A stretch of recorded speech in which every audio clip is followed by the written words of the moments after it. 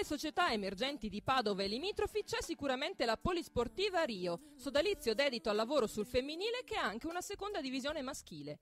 Rio è una frazione di Ponte San Nicolò e l'80% delle atlete milita nel settore giovanile. Rio è una frazione del comune di Ponte San Nicolò che è nell'Interland di Padova. È nata nel 1974 solo con il calcio. Nell'82 è sorta la sezione volley che per circa 10 anni, gli anni 90, è rimasta in Serie C, poi chiaramente essendo un fenomeno la pallavolo degli anni 90 e 2000 è cresciuta moltissimo, siamo passati nel giro di pochi anni da 90 atleti, oggi il volley conta 250 atleti. La prima squadra scende in campo in Serie D e sta vivendo il terzo anno di un lungo progetto di avvicinamento alla Serie C. Siamo ripartiti con un programma quinquennale ambizioso, perché per quanto mi riguarda vogliamo dalla prima divisione in 5 anni andare in Serie D, in Serie C. Questo è il terzo anno, siamo in regionale, puntiamo a salvarci perché comunque vogliamo fare esperienza soprattutto alle ragazze più giovani, perché anche la Serie D comunque, come ho già detto, è una squadra molto giovane, abbiamo 2 o 3 elementi di categoria ma le altre sono tutte al primo anno e sono tutte addirittura ragazze, più di qualcuna, che arrivano solamente dal giovanile. In ogni caso, per molte delle atlete cresciute nel vivaio, già la Serie D è un grande obiettivo raggiunto. Considerando che ero qua del mini volley è un grande obiettivo e insomma è un obiettivo raggiunto, ma insomma si può sempre crescere e andare oltre, però adesso va bene così.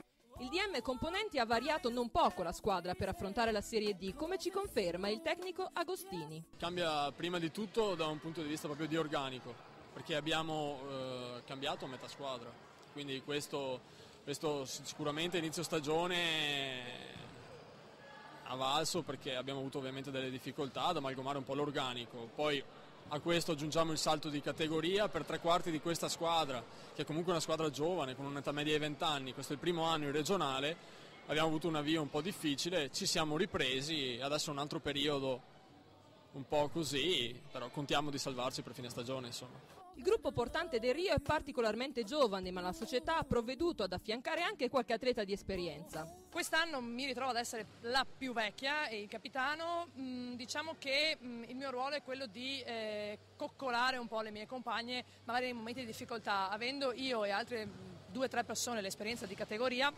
dobbiamo un po' cercare di farle uscire dai momenti bui del campo.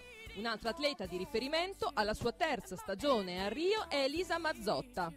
Siccome è il primo anno comunque che affrontiamo questa categoria e tra virgolette ce la siamo sudata, perché effettivamente il gruppo, lo zoccolo duro è rimasto quello dell'anno scorso, però diciamo che cerchiamo di valorizzare l'esperienza in Serie D e prendiamo quel che viene, insomma, in prospettiva comunque dei prossimi anni. Raggiunta la Serie D, al DM Componenti si vuole mantenere la categoria regionale, coinvolgendo nell'attività societaria l'intero settore giovanile. Il nostro massimo obiettivo non è quello di andare chiaramente in Serie A, è quello di mantenere una serie regionale perché è una gran vetrina per il nostro vivaio. Infatti la cosa fondamentale per me è vedere il sabato sera molte ragazzine con i genitori che vengono a vedere le partite e questo è un punto di orgoglio chiaramente per tutti noi che ci diamo da fare tutta la settimana perché i 1000 problemi che ci sono per gestire 12 squadre siano tutti quanti risolti.